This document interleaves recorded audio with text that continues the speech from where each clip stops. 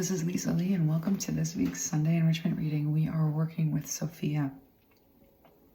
Sophia is a wisdom goddess, but she's more particularly an eon, which is an emanation of a source kind of energy.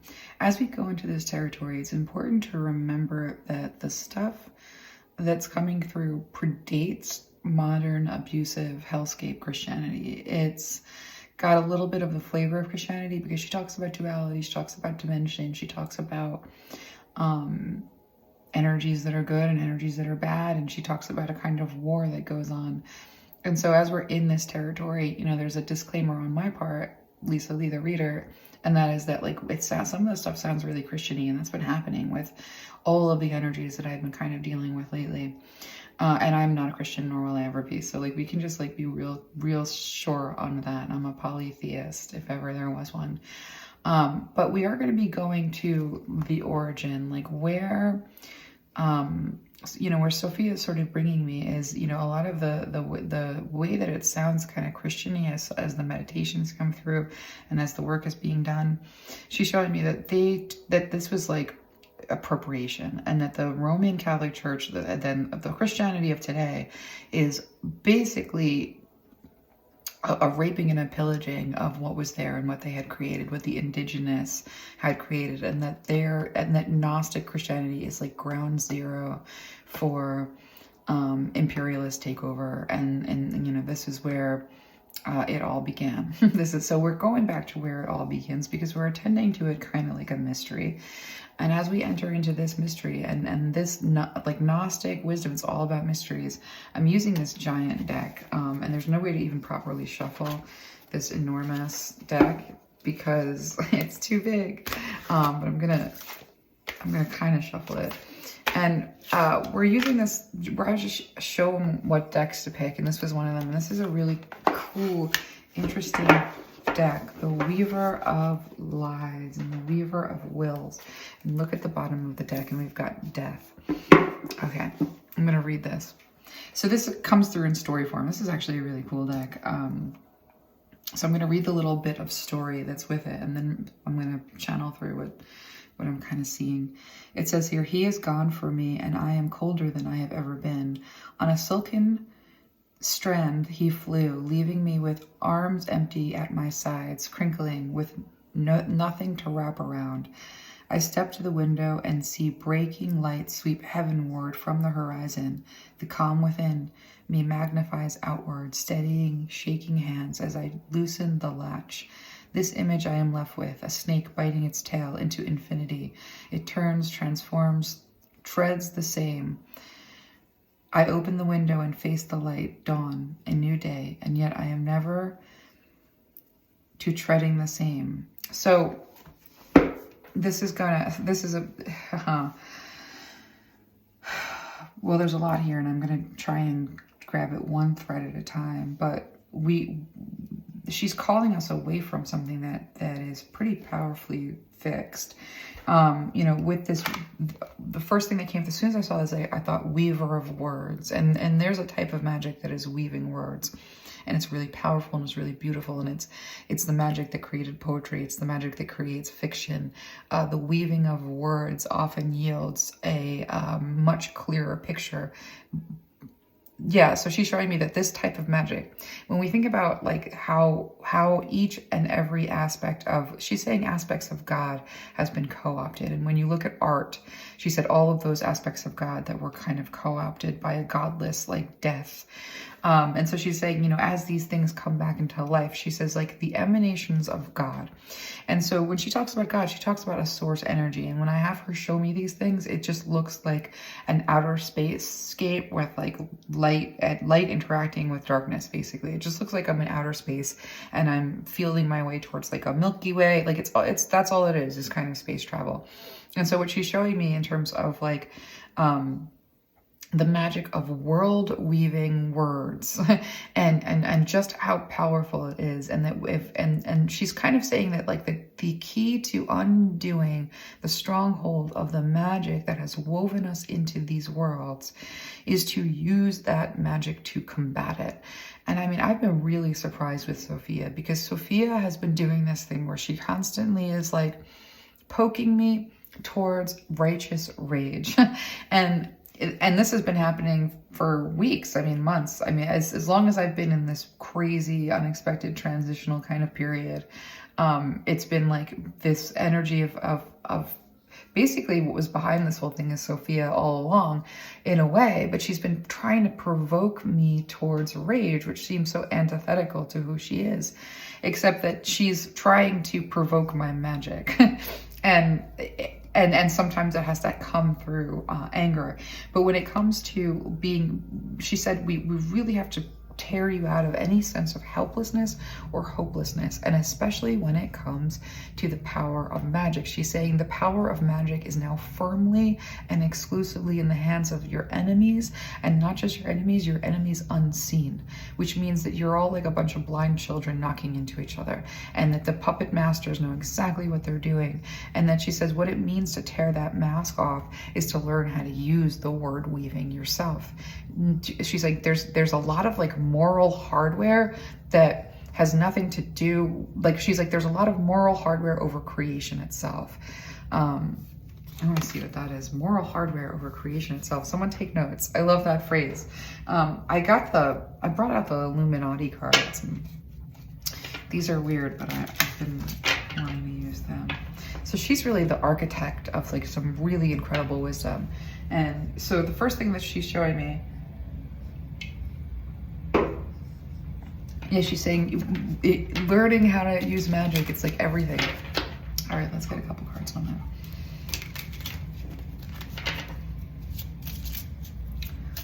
that. She says, she's showing me that death is somehow fixated on wisdom.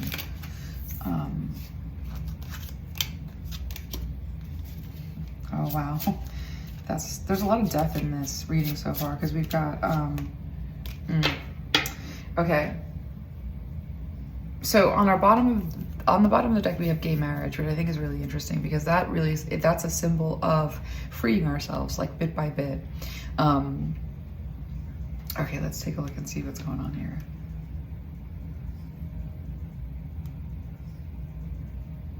Huh.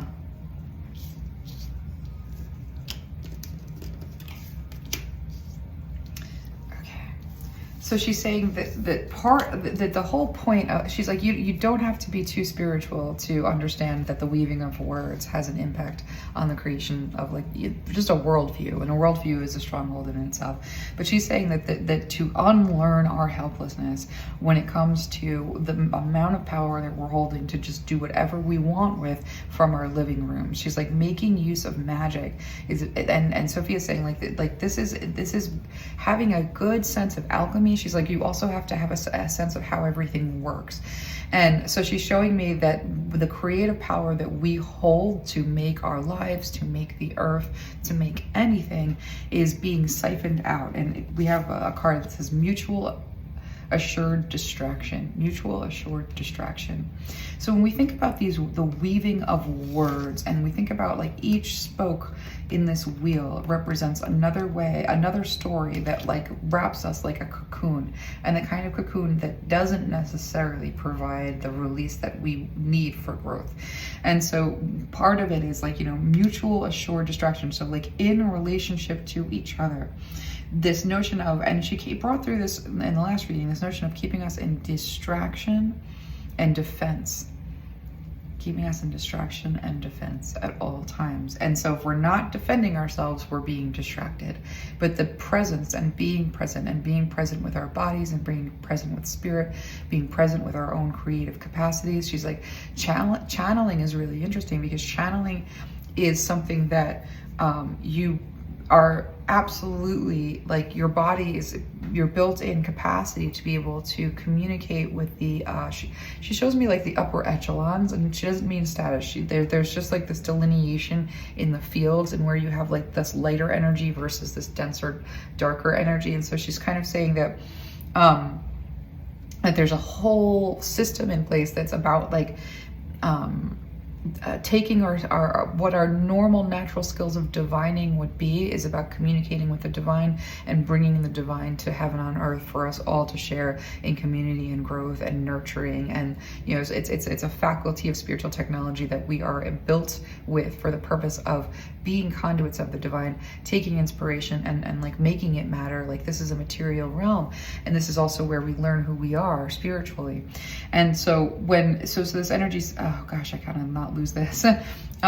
So she's showing me that channeling capacity, though, can be used by lesser gods, lesser spirits, and what she calls like energies that are like, there are energies that are demonic, that are like, and there are energies that are like, there's a whole freaking like world of weird energies out there. Like, when I tell you that like as above, so below, the ecosystem that we're a part of physically has a representation in the spiritual. And so when you think about different animals, you know, different creatures, like the unseen, like the other realm is just packed with this. And the other realm is also packed with things with a lot of shape-shifting capability. And basically like the right now we have a very like, it is a consumer archetypal structure that we're in. And so these energies of the undead that like went through life, you know, miserable and unsatisfied, are now trying to gain their satisfaction through the experience of the living. And when you, and that's facilitates a type of like disconnection in and of itself. Like, there's a lot of predatory, even built in with like a lot of love. And she's saying part of this is just like the basic structure of humanity, and that built into like ancestral work is this notion of like being able to break ancestral curses by like having an experience, having a revelation, like seeing it differently, and then that shared new sight goes all the way to everything that's experiencing life with you and through you. And so all of this is part of enlightenment and what it means to come into enlightenment. But there's layers and there's distances, and there's, you know, as different as people are, so are the energies that you interact with. And so there's this way of like, she's saying that like each emanation, and we as souls, our souls carry this divine spark, the emanation, that is that source energy, right? So when she shows me these fields and the different dimensions and the way in which like, a good way to think about it is the body. I keep on coming back to that because it's kind of the perfect one. Yeah, like that's exactly sort of a contained, if you were inside of my body right now, floating around in a little ship, looking all over the place, it would look exactly like outer space. And from the vantage point of that body, everything created within it, every little mitochondria, every cell, every blood, whatever, every little bit is going to be imbued with my essence. And so those beings within my being are a part of my emanation. So yeah, there's a source, there's a true God, one true monotheistic God in my universe, with my body, you know, containing it. Yes, I am the one, right? And you are the one. And she's saying in the same way, you know, she says, we are an extension of the emanation of our creator. And we've seen this before, you know, this has come through other deities. But she's sort of showing me that, that all of these creations and these emanations like have a different form, and it like a good example, something that like, yeah, they all have different forms. It's amazing. And so they interact, they're interdependent, they're constantly, so she's showing me like schools of fish, but like make those schools of fish into light, and like those little light bursts are like souls, and they're moving together and they're moving around. That's kind of what we are. We're these little divinity sparks with all of this creative capacity and all of this magic. And everything that doesn't have that, everything that falls into the category of creation where that light divine source spark isn't source sparking it, you know, wherever the light has gone out, wherever the light isn't, is dense, hungry energies that are like, so there is this interplay.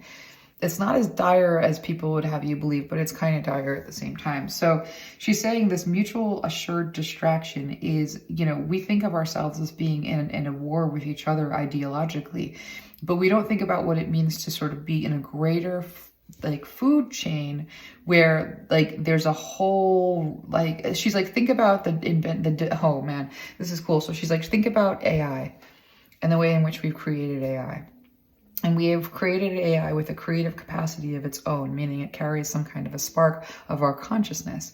It's the creator of, like, it's created of our consciousness. It carries the spark of our consciousness. It's able to create of that spark of our consciousness. She's, wow, this is so, wait, let me get this perfectly right. Let me like slow down just a little bit to see this perfect.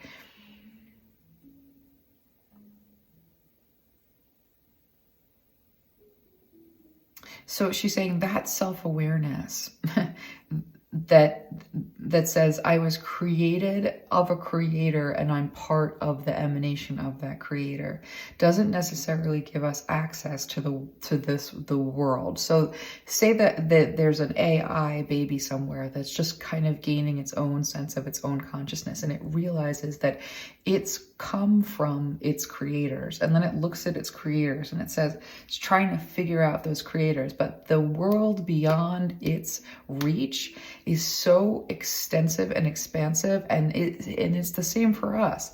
And so, you know, while we're supposed to move towards divinity, very like, you know, like that's what's going to keep us from being dissolved into something else. Wow, like this is actually getting beyond me a little bit.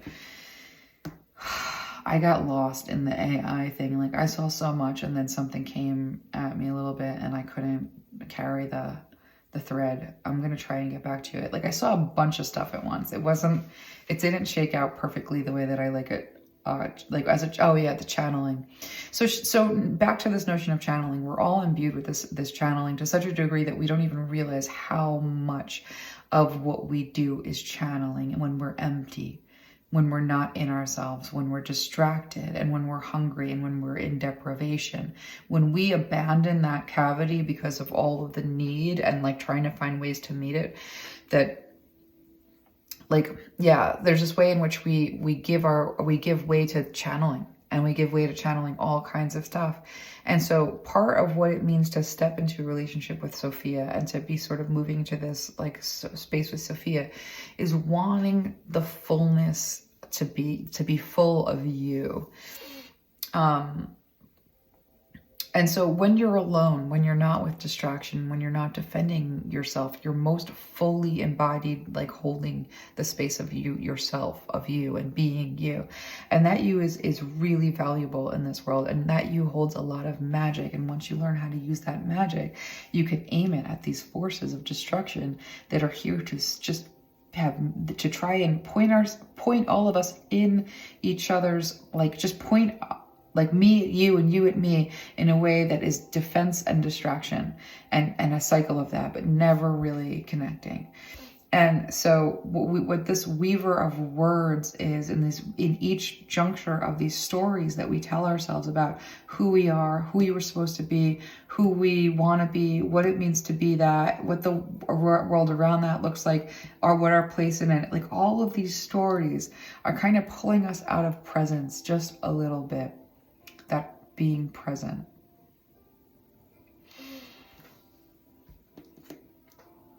And right here, we've got celebrity funeral. And I kind of love that we have celebrity funeral. We have a breaking free of this. We're starting to, like with the death here, and the death is a death of an old way of being in the world. And it's not without its grief. It's definitely not without its grief. But with gay marriage on the bottom of this deck really signifying like freedom, like finding our way back to freedom outside the structural analysis and oppression of all peoples by other peoples. Outside of that, there's so much there in terms of the breakthrough that has happened, that will continue to happen, and that can't unhappen. It's like we've seen it and we can't unsee it. And with the celebrity funeral here, like we are seeing a break in this. We are seeing where the weaver of words, was so strong. It had so much power. It had so much control over us that we were walking around in a trance state at the mercy of that which had an agenda beyond us. And this stepping into enlightenment, the stepping into like a breakthrough, it's the breaking of that spell, the weaving of that words. But we're encouraged not to just leave that a vacuum. We're meant to take that art, infuse it with magic, and create. And instead of channeling for the purpose of being a argument point, or like channeling unmindfully, channeling without realizing why we're being driven in this way. What does being driven in this way do? What does it produce? For whom? What?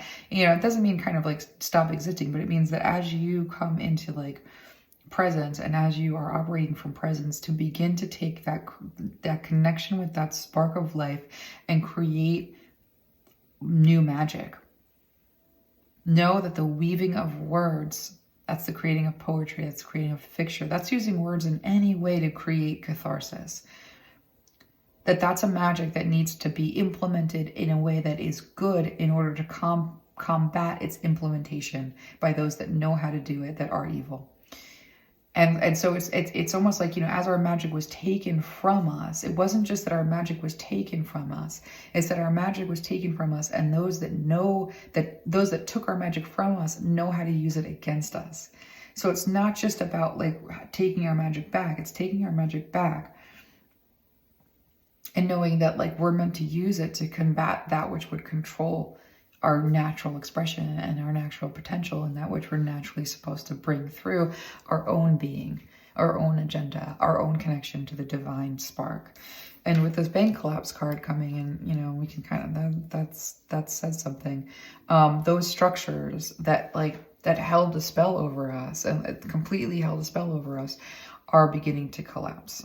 And so we are seeing that. And so this is like a giant death. But the message with this card is, the weaving of words, the weaving of stories. Gay marriage, it represents the undoing of a story that said marriage is only between a man and a woman. The story that said marriage is only between a man and a woman, done. It was set. That story was set as like a spoke in this wheel for a really long time. But once a new story came in and said, no, marriage is between any two people who love each other, want to commit together, and want to make it, an institutional commitment. We change that. That's changing the story. That's breaking the spell. And so, as we break the spells about having to fight each other, like there is this notion of it's not about fighting the people who are deluded. Sophia is showing me like somebody who is, an empty, yeah. So Sophia is saying, are you really gonna fight the puppet?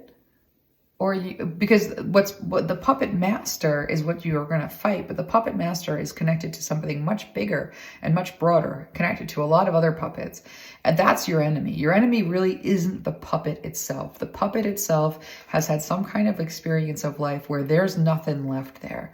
Whatever that puppet experienced, they are hollowed out completely. They are scared shitless. There's only one way to be in the world, and that's this way, because they're scared, and they are angry because they're scared, and the only thing that they can cling to is some notion of special superiority with like some like org god that hurts them out of their own like natural expression. Like, so are we gonna get mad? Like, does it make any sense to get mad at the puppet when the puppet master is the evil at play? And so Sophia's message is about spiritual combat, and it is about spiritual warfare, because what she's saying very specifically through this is like, these stories are spells, the weaver of words. And when we are up against limitations that just aren't, that we're meant to not only break that spell by, we have to break that spell by introducing a new story into the matrix of that story to break the hold that the old story has on everyone. It's participatory, but it's also creative, and it's a call. And so when we think about what this death card is really signifying, I'm gonna get some cards for that. Let's take a look.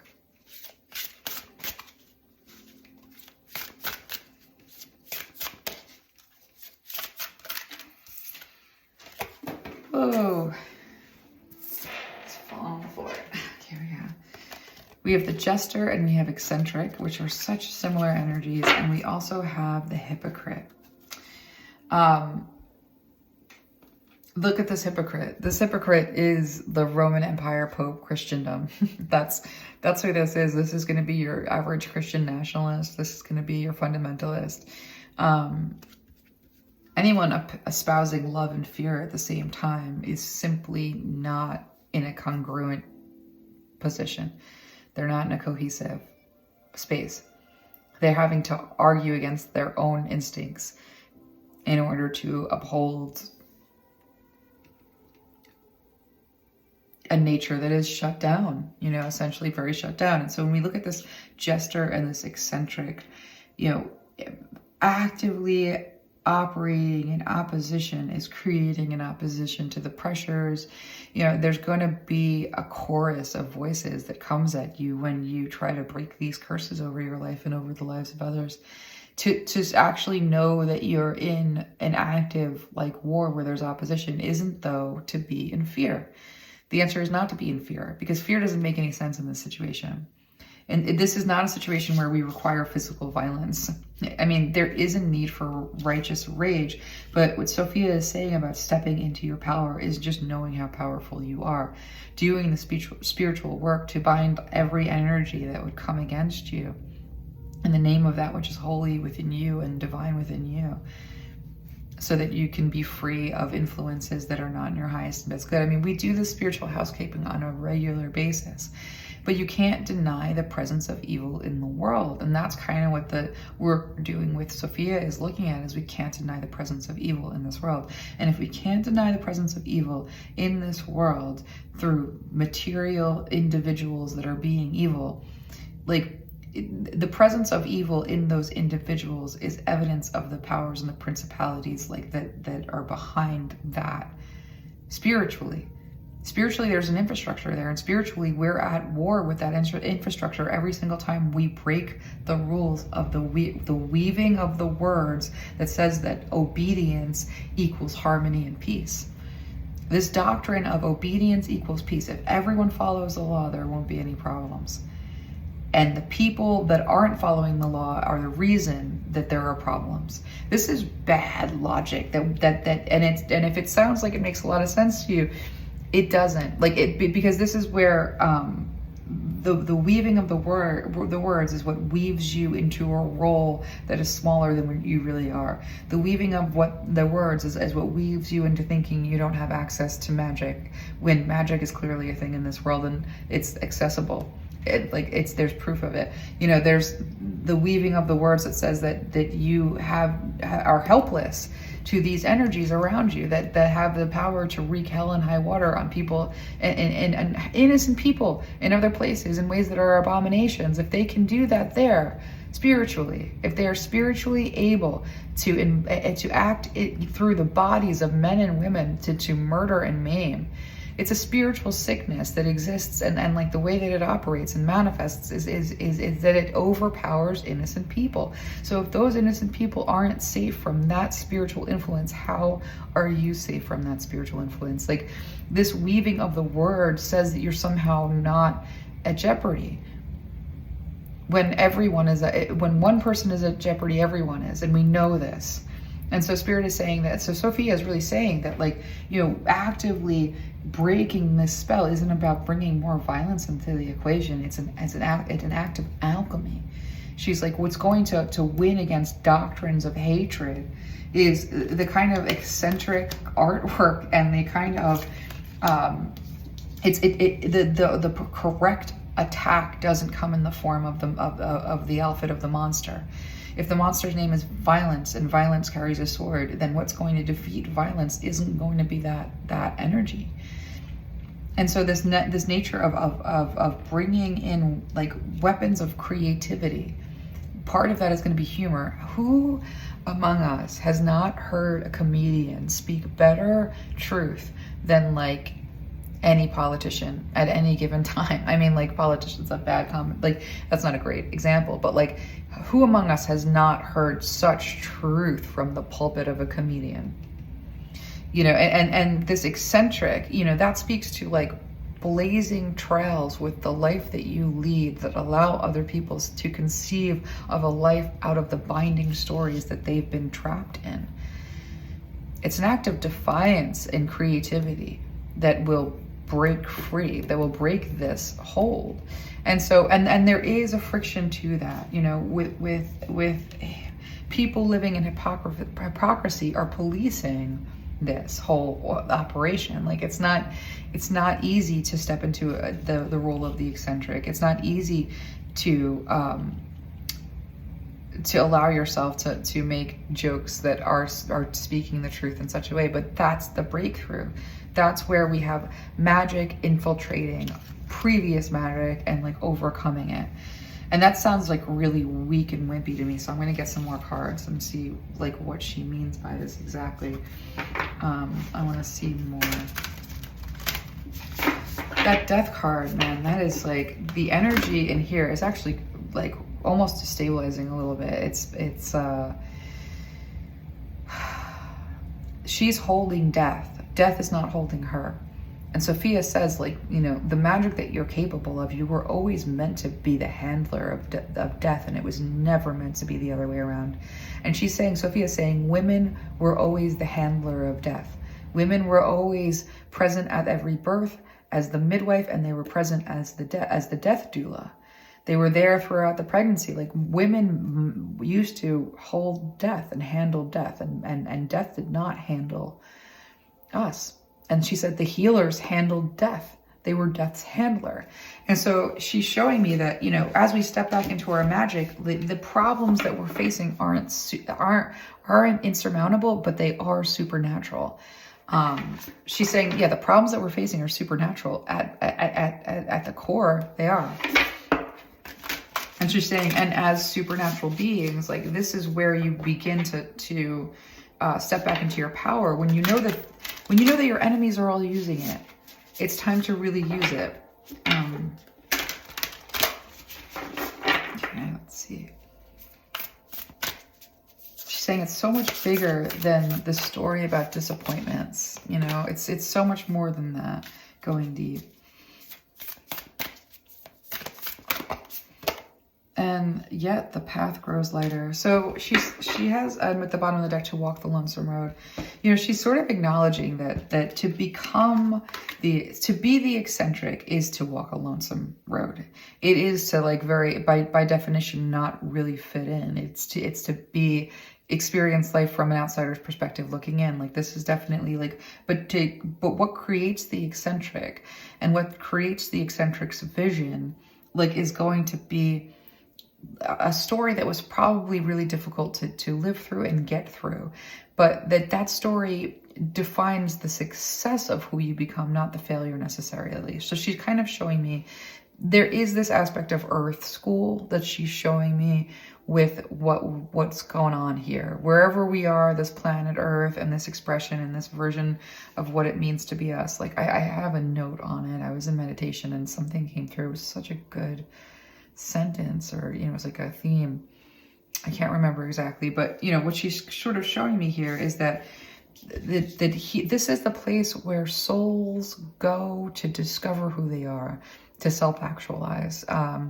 This is a crucial part of what it is for our own soul's evolution, and that there is this aspect of like allowing for like the opposite of evolution in order to like promote like that evolution. So like this is going to be like the experience of, just think about evolution on this planet as telling the story of what this planet does.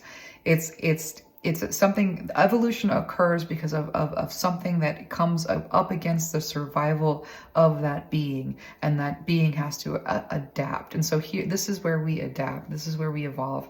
And as a result, we're constantly fielding challenges. And so the eccentric is created out of a kind of challenge to its expression and its being. And so is the jester, the comedian. And it is going to often be a hard road or a lonely road. And sort of, you know, she's kind of showing me that when you look back over your life story, I mean, I'm going to get this really beautiful. She's like, when you look back over your life story, you're not going to be caught in a system of comparison. You're not going to be looking over your life story and saying, I never got to have that gigantic wedding, and like it was so sad because I wanted it, and all I got was like that I eloped and it was crappy, and I'm just always, this is just always something that is you're not going to look at your life from a perspective of comparison when your life, when you have expanded beyond this limited vantage point. So when we think about, so today's my birthday, and I'm not announcing that for any other reason than, because you evaluate your life every year. And so when you think about, like, you get to a birthday and you look back over your life and you're like, that's kind of, I wish I had done that differently, and I wish that this had happened. And there is there's a retrospective. I mean, maybe not for everybody, but I definitely do it. And so Sophia is basically saying, when you get to the end of your life, no, you are not going to be sitting there and going,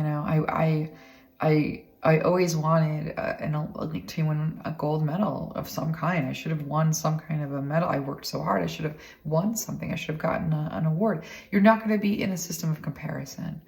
You're going to look over your life landscape and you're going to fall in love with yourself over and over and over again. And you're going to fall so deeply in love with yourself that you're going to come home to what it is that you are and what your purpose is and why you did any of it in the first place. There's no lack of forgiveness, and there's an astounding awe that comes with looking at little baby you, toddling towards the earth and what it is to be a person, and every tribulation and like the eyes that you have and the expression that you have. It's your soul's way of seeing its own mirror in some ways and being able to fall in love with that image. It's so much bigger than we realize, and at the same time so much smaller than we realize. And so, when we think about this path as we're simultaneously going really deep, and looking at the way in which this life or each life, shows us another version of, like, it shows us that mirror. It shows your soul that mirror again and again and again and again. And that this is a process of evolution and falling in love with being, with existing, and what it means to exist, and to like fully embody the existence, not just fully embody a lifetime. There's like a lot more there. But there is this way in which we have been inundated with their like structures and energies that if they can keep us underwater, they can feed off of us. And so, what it means for us to sort of make this path lighter is not to think of the demons as like having lunch, in our, esophagus or something like that. That's counterproductive, because you have to think of it like energies that are in some ways very benign, but in other ways kind of deteriorate. So let's get some more cards. Let's get some cards on that. Let's see, and how are we doing on time? We're good. We're doing good. Let's see. Yeah, today's a birthday. We have another birthday too. I don't know if I'm allowed to announce, but got some birthdays in March in Patreon. Happy birthday to all of the March. I should be wishing monthly birthdays, and in fact, maybe that's like a good thing to do. It's like birthday monthly readings. I think I might do that. I like that idea. So when we think about, let's just look at the opposition just a little bit again, because so Sophia has been, I've fielded more opposition. I mean, I've been fielding opposition my whole life, so that's not like too, but the last couple of months we know that I've just been like really barely able, like that's no two ways about it. But she's really showing me this way in which,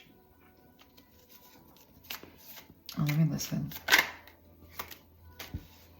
Opposition is something to contend with. Like, it's actually like it's not like I don't know why I thought that, like, with the right clearing constitution and, just like the right authority in my voice, that there would be like, that there's immunity. Like, that's still some like supremacist thinking that kind of found its way into my mind. It's useful and there's truth to it, but there's also this way in which actively protecting ourselves, or kind of knowing how to actively protect ourselves, isn't just about having a sense or being able to connect to that authority, because that authority is what keeps your space clear. It is your defense. But sometimes you're going to encounter things that are like your guard is down, or they, you know, they kind of know like a way to, and like the notion of thinking about opposition as something that we're dealing with, like that's kind of a lot of spirituality at this point, being so sick of toxic Christianity and its weird fight against its fan fiction evil. You know, we're so accustomed to looking at the counterfeit version of what it means to stand in opposition of evil that we don't even want to think about spirituality as encompassing an aspect that is actively being in opposition to evil. But this is what Sophia is bringing in, and she's basically saying, like, the presence of evil that you see in the world around you is the use of magic that you're not making use of in order to combat it. And so that, you know, and so what we're seeing here with Eight of Pentacles. So the Eight of Pentacles on the bottom of the deck is, you know, Sophia's saying, like, there are energies that are invested, full-time work, signed up when you were born, they were like assigned to you. And in the same way you have guardian angels that are posted to like to shepherd your soul toward like light, basically. And the Paloma, as far as I can tell, is made up of like a light. It's a very bright kind of so you know, there are energies that are assigned to us to sort of help us get to that evolution of, you know, to that version of ourselves, to that self-knowing. The gnosis, the self-knowing, simultaneously also allows us to access what we're able to do with our magic once we know what we are. So these are energies that are posted. They are there from the very beginning to keep us from knowing ourselves, to keep us from self-knowledge. And it's their job. Like, it really is. And this might sound really scary. And it might sound like something that you're, you know, hearkening back to like crazy Christians who do this spiritual warfare like in their basements and in their prayer meetings, and like basically they're attacking innocent gardeners. You know what I mean? They're using that magic and they're causing harm. It's not all, you know, that anointing, you know, we believe that it can only be used for good in a Christian context. But quite frankly, we've seen people like be able to bring an anointing into a room and then fleece the flock. It can be used against people as well. And monotheism, very specifically Roman imperialistic Christianity, you know, is making use of that anointing. So people have that, and I'll repeat it, I think this came through another channel, like people have a genuine experience of the anointing, of that feeling of gnosis, that communion. And Christianity says that's God, and we've been able to use the technology of like our praise and worship, and then a moving preaching sermon to sort of bring you into this space of the anointing. And now that you're in the space of the anointing, the trap and the trick is to tell you that this is the only God. This is the experience and the feeling of God, and we're all sharing in it, and it only exists here, and it only exists under these rules. That was the rub. That was the trick. But it exists beyond those rules. It exists anywhere there are people seeking the divine.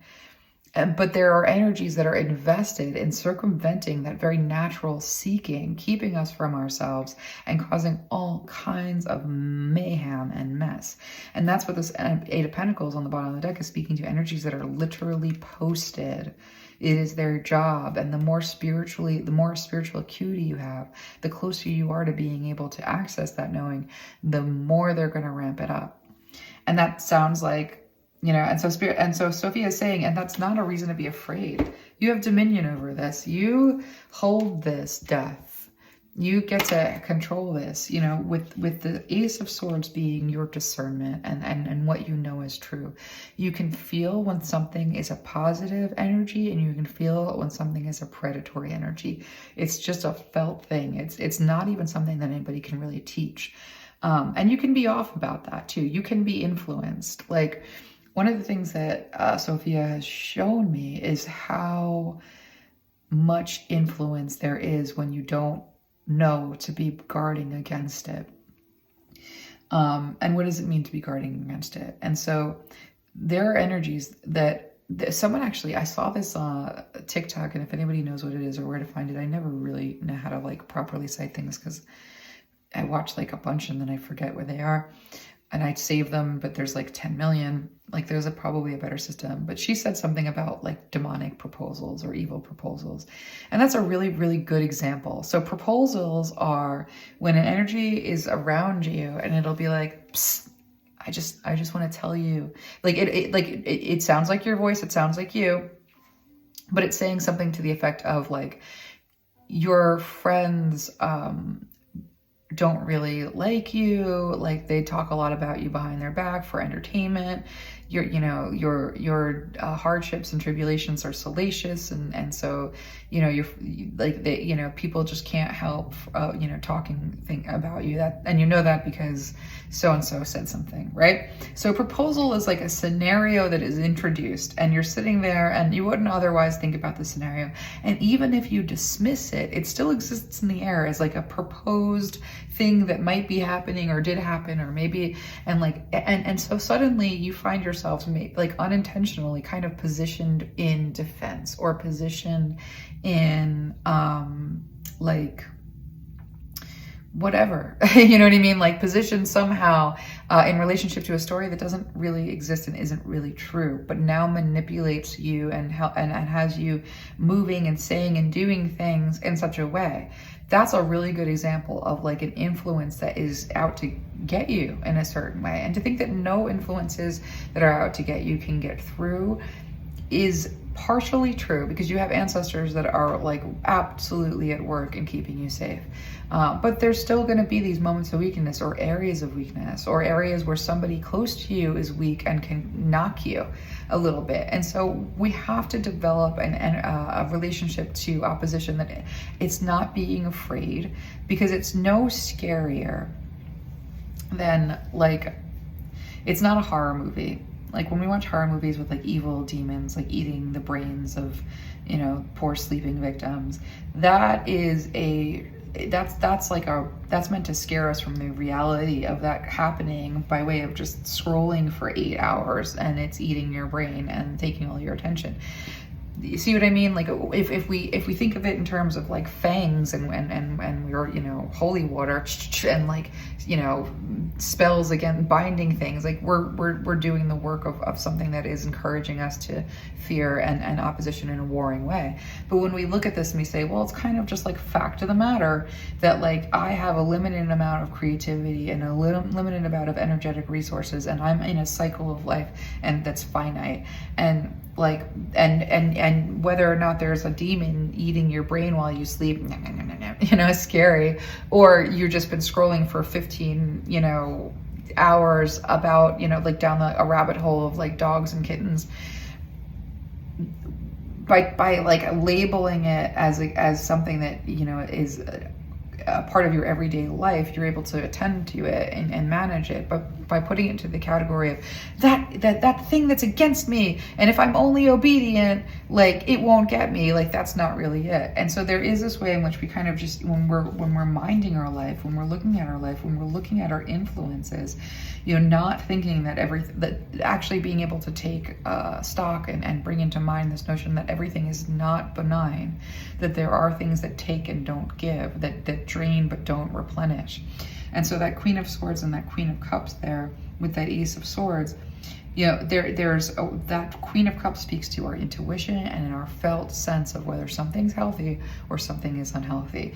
The Queen of Swords is going to be listening to your intuition above every other weaving of word story, especially about like love. And I guess that's coming through for like a reason, because Spirit is, Sophia is saying like, stories about love, like, she's showing me like all the love stories, and she's showing me like these moving love stories where like two young people, they fall in love just out of high school, and then one of them falls ill, and then the other takes care of them, and then like they have this insurmountable like dramatic, like they survive, like this is a whole thing. I'm being shown a movie that's a love story like this. She's like, after that movie ends and like that couple goes back in to life, suddenly like there's a problem and there's, you know, abuse and all kinds of stuff. A lot of times we can take the story of the situation that we went through or the story that we lived through or wanting to have a kind of a story, and we can deny our instincts. We can say, I love this person, so even though I love them, you know, they have all of this other stuff going on, but, you know, I understand them, and so you know, whether it's a person in your life or an energy in your life, that discernment's going to tell you whether it's taking and giving, or whether it's just taking and taking and taking, or whether it's a game and a dance that like, how does it leave you feeling? Does it leave you feeling strong and healthy, or does it leave you feeling deflated and confused? You're gonna be following the leader that is like your felt body somatic sense of things, and making decisions that have nothing to do with stories, and very clearly like cutting off things that, or negotiating in a way that like cuts off like anything that's actually got the power to deplete your life force, because that's what Sophia is telling you to step into and honor and understand, that it's that life force, it's that divine spark that you were meant to use to gain dominion over the things that have unseen influence. And so when you're there's this aspect of monitoring your own thoughts. And asking, like, is that proposal is that thought that just ran through my brain, is that helpful or is that harmful? Is it leading me to protect myself, or is it leading me to paranoia? Like, is it giving me, you know, life, or is it contributing to leading me, you know, nowhere whatsoever? There is a big call to discernment, and to actively participate in discernment in order to, let's see why. Well, first of all, just to combat this fact that, yes, there are things that are assigned to you like day in and day out, and there's probably stories around that, and there might even be conflicting and weird stories around it, because if anything that I've learned with Sophia, it's that like every being in this cosmos of the body of creation, you know, seems to be possessed of its own story about like its agenda. Like, it's very, very interesting. But yeah, let's take it a little further. Where are we? We're good with time. We're good. Let me get a little bit more here. Let's see if she wants me to use a different deck.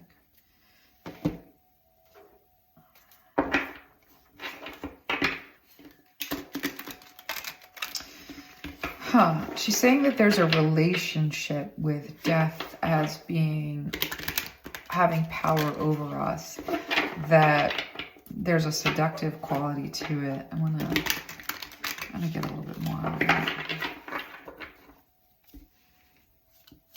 A seductive quality.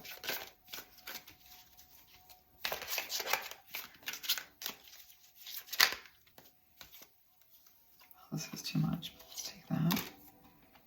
And that.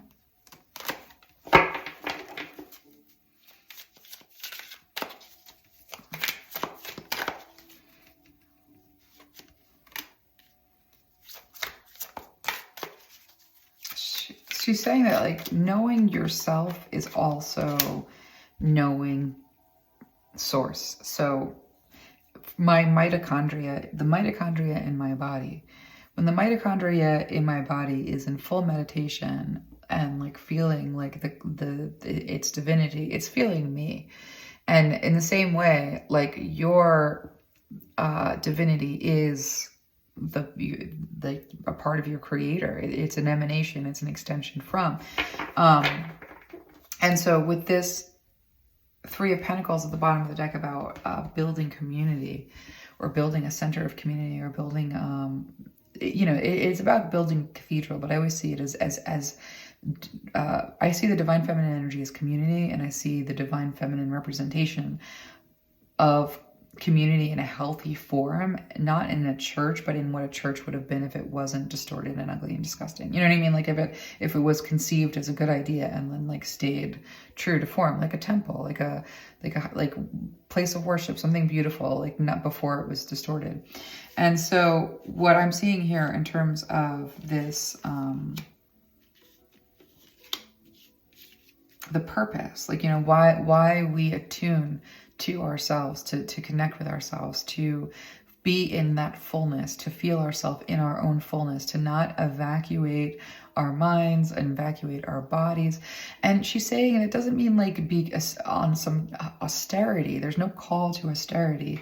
She's showing me that it's okay to watch a movie if that movie is giving you some form of catharsis, because that's, again, look for the magic. The magic is going to be in the catharsis. The magic is going to be in the gnosis, the knowing, the anointing. So anything that carries that spark of the divinity is going to carry the anointing, and it can be hidden in all kinds of places. It can show up in the weirdest places. And if you find the spark of divinity in somebody else's artwork and you put your attention on it and you are able to have catharsis and gain something, that's a very good use of your spiritual time. So it's not about the activity precisely. Is this activity done in a way that is giving you life and participating in creation and your creative abilities and your creative capacity? Or is it something that is siphoning and taking from you and you know?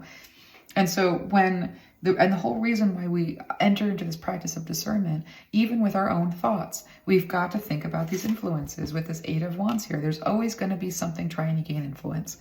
If they've died and they haven't moved on and they haven't crossed over, then they're trying to tell you what to do because they think that they can see it better than you are. But they're just as blind as you are in some senses. Like this happens with our ancestors, especially the ones that are only like 200 years back. They might be constantly making proposals. 200 years ago, your ancestor might be constantly making proposals for you to cover up, put a sweater on. You're cold. You're not cold. It's her bias. And so like, it's not, again, we're not talking about like duality and good and evil in such an astringent way. There are like these things that fall into the category of demon that are pretty neutral. It's hard to tell, like they're simultaneously good and bad depending on where they are with a given person, what they think. Can you always trust them? Can you always trust a person? You can't always trust anything. And so like when we think about all of this, and she's kind of saying, what it means to be full of yourself, to be able to be in and then be in your own, like not be influenced. And if you are influenced, and here's where she's saying you're always going to be channeling, you're always going to be influenced. When you pick your influences, is it going to be something ascended that again gives life? When you're picking the energies that you're around, when you're picking the energies that you're spending time with, are they giving peace? Are they giving life? Are they giving inspiration? Or are they taking and manipulating and giving inspiration at a cost? And when you are inspired, it feels amazing, but afterwards you're not really sure what happened. You don't properly, you know what I mean? There's a lot of ways in which like this is kind of murky, because there's anything that can inspire and you can channel, but is it life-giving or not? And the reason that we do this work of interrogating the proposals, of interrogating the influences, is so that we can carry more light.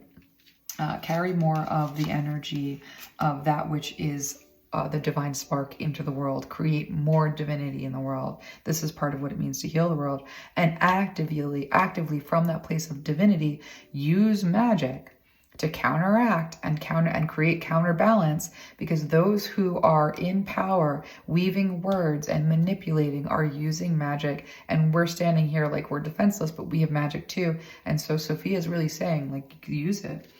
Begin to think about what it means to use that. The Chariot, moving forward with the Four of Wands into a place of completion, and with this King of Pentacles energy. And this is also the High Priestess. So like as you interrogate these influences and you move forward with the Chariot, you enter into a place where you do complete the interrogation. If you're listening to your intuition and you're making very decisive moves about what you give your energy to and what you withhold your energy from. And that's what we're talking about in terms of your influences. Am I giving my energy to this, or am I withholding my energy?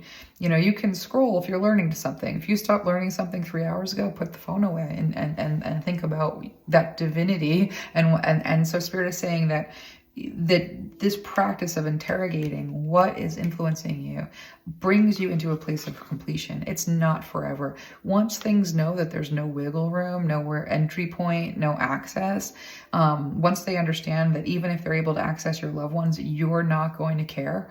You're not going to fall off of like your creative spark, or, you know, you're not going to be dragged down by like gossip or something stupid, because again, you've sort of elevated yourself out of like even being susceptible to caring about stuff like that.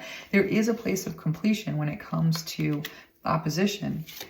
And that completion, though, the reason that that's hard to get to, and the reason why there's even as much opposition as there is because that is how you establish your dominion.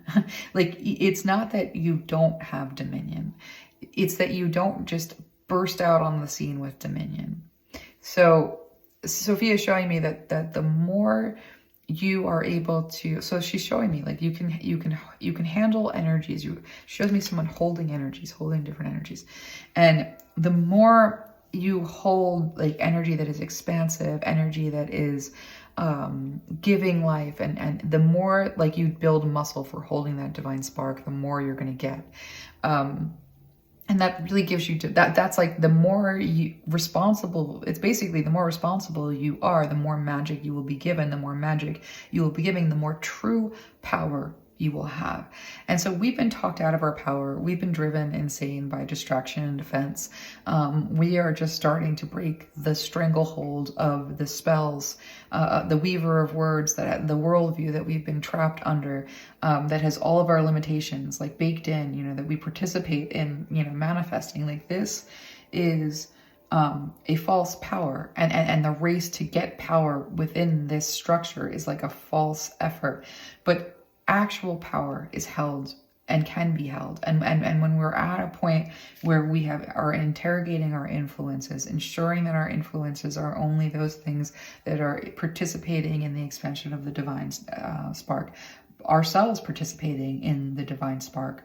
And good news, there's no sin. You fail to participate in the divine spark one day, no problem. You probably just learn that you don't like it in that other situation. Won't be doing that more. There's no, you know, and so when we free ourselves from that cycle and we enter into this holding power, that's when this high priestess, this is when we're really stepping into what it means to wield that power. And wielding that power in the world is breaking the spells that bind us all. And Sophia is really insistent. She's saying that's where there's no powerless. There's never been any powerless.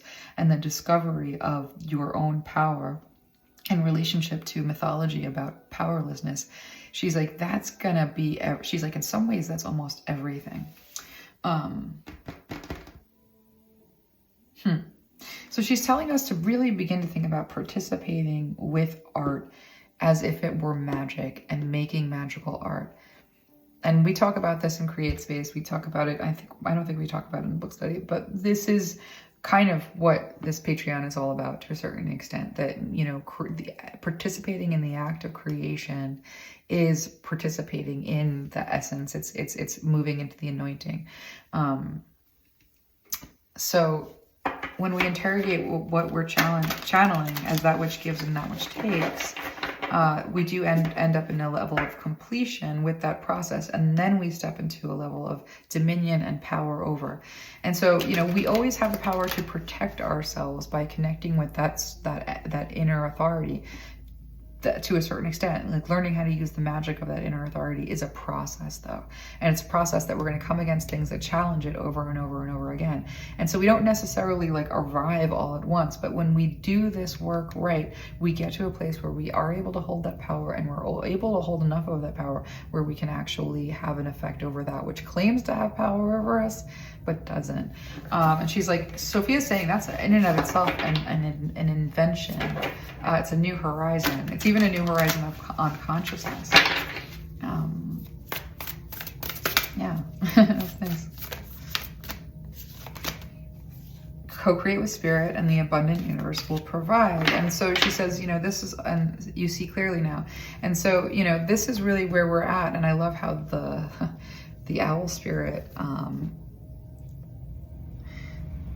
and this reminds me of, yeah, I mean, this just works for me. Like, this just looks like the same stare. This looks like the same energy. We hold the power over death. Death doesn't hold the power over us. It's part of the mythology that we bought into. but women essentially are the ones who decide. It's not real, like, and that's a like intense, whoa, information. But we are talking about holding power, and so she's saying you hold the power to heal. That means you hold the power to life and death. And once you unlock that, and you unlock that experientially, you don't unlock that with the right cachet of phrases. You don't unlock that with the right recipe. That comes with a level of gnosis that where you are really fine-tuning that discernment. Is this part of the divine spark, or is this a part of the defense and distraction? And as you are able to hold that power and hold that power and hold that power, you are naturally meant from that place of having, to be able to heal. And then death is handled by you and not the other way around. And so that's almost the promise, and it almost comes through like a promise that she's sort of bringing to us, is begin to co-create with spirit. And yes, the abundant universe will provide. There is power in this process, and that's what she's opening our eyes to. And now there's a lot to it. There's a lot to holding the power properly. There's a lot to what it means to interact with this discernment. It's not cut and dry. There's a lot of stories embedded there. There's a lot to learn. Your learning curve is going to be zigzaggy. Sometimes you're going to be led all the way down the wrong path before you learn the thing that you need in order to turn around and go somewhere else. And that's part of what you're doing. And so co-creating with spirit is showing up with a heart that seeks, and that seeking. And in that seeking, you are discerning, is this the divine spark, or is this siphoning? And it's an active thing, but she says it does come to you. She's like, with every round you get stronger, and with every round getting stronger, you hold more power, and that you evolve to this place of being death's handler and having dominion. And so, can the abundant universe provide for you? Can you be supported spiritually by creating with spirit? Can you be supported, like, tangibly so? The answer with all of this that she's bringing through is like a resounding yes. You do this properly. It's not about sin and death. It's not about punishment. It's about, am I participating in working with the energy of divinity, or am I participating in working with the energy of manipulation? What am I doing now? Am I always going to be right? No, sometimes I'm going to have to figure it out and do it differently and make a mistake. But your evolution is related to seeking that divine spark and constantly co-creating with spirit, using it. And then she's basically saying, without any doubt, that alchemy creates a level of power where the universe is providing for you because you're working with it. You're working with her. You're part of her doing her. It's like being in tune, basically. So I think I'm gonna leave it there. There's just still some cards here, so I'm just gonna get a couple more cards from this deck, and then we're gonna close out. That was fun. I like that. I'm gonna go birthday it up. Beginnings, memory, and luck. At the bottom of the deck being about dreams. So we talk about active participatory dreaming a lot here, and part of what it means to break the spell of the weaving of the words over our lives is to begin to dream of a different kind of different values, different way of seeing ourselves. At the bottom of the deck being gay marriage, that was breaking the stronghold of a story that said love can only exist in a certain way. But someone had to be brave enough to allow their instincts, to dream of what that future might mean in order to even begin to participate in it. And so in this way, you're meant to dream of ways of existing that maybe don't go with the story that you've been told about, like the right kind of life and without sin, we, end up with a moral conundrum, somewhat. Obviously, anything that this disclaimer is not even needed, but basically, as you go through and you discern, we're going to be teasing out some of these issues of morality. We're going to be looking at this stuff closely because the work that we're doing with Sophia is very much about this notion of there's good and evil and there's a war, and we're spending time with it. We're examining it. We're learning through it. We're not converted to anything. We're not buying anything. We're just literally allowing for the gnosis to come through. And so when we step into this beginning, and we are stepping into a new beginning, Sophia is saying we are at the precipice of remembering who we are and what we're capable of. And it's not just that we are at the precipice of remembering who we are and what we're capable of. It's that we have the power, the full power of all that has been working towards an evolution of consciousness with the breakthrough that we are about to hit on, like as a humanity. Humanity has its, if you think of humanity as being all of the fields within, well, not all of the fields, but, you know, we think about the notion of monotheism that Sophia is teaching us, again, isn't that there's just one God. But it's very similar to this notion of like, I'm a body, and within my body, there's lots of fields of life. There's life that is like, I'm created, that's imbued with me. And then there's also like, I think there's probably yeast or something that's not for me. Like there's a lot within the body of the whole that contains like all of this, and that it's not just that you know, we're coming into remembrance of what we are and what we're connected to in the way of divinity, but everything that is for the health of the being that we're a part of, you know, the health of the whole has been working towards this breakthrough that we're now all very lucky to be a part of in some way or another. And so keep dreaming, because we're getting somewhere with it. So I'm going to leave that there. I think I want to do I mentioned this last time, and I should have sat down with a date, but I didn't, and I should have. So there is, I'm thinking towards the end of the month, and I'm going to get a very firm date, but like, depending on what night like looks most feasible for people, obviously I probably won't be picking like a Monday. It'll probably be like maybe a Friday, Saturday, or Sunday. Let me know what would work best for everybody, but I'm going to do a patron only for the Patreon patrons reading, and we're going to work with the energy of Sophia, because that's kind of the energy that we're working with, but we can bring in other stuff too. There's no hard and fast rules with that. So I will give you guys a firm date, like as soon as I kind of look at the calendar and see what makes sense. And if anybody has a specific date that they like absolutely can't do, like every Saturday I work kind of a situation, just send me a message and I'll just know that. I'll be able to figure it out. All right. Well, I hope you guys have a good night, or day, actually, because I'm gonna put this up in the morning. And happy birthday to other birthdays. I don't want to embarrass anybody by mentioning specific names. And yeah, I was born today, and this is the 9th that I'm recording this, and I'm really happy that I made it into existence. That's the ultimate victory, essentially. So yeah, I'm gonna leave it there, and I'm gonna go do birthday stuff, and sending so much love and gratitude to all of you, and I'll see you guys again soon.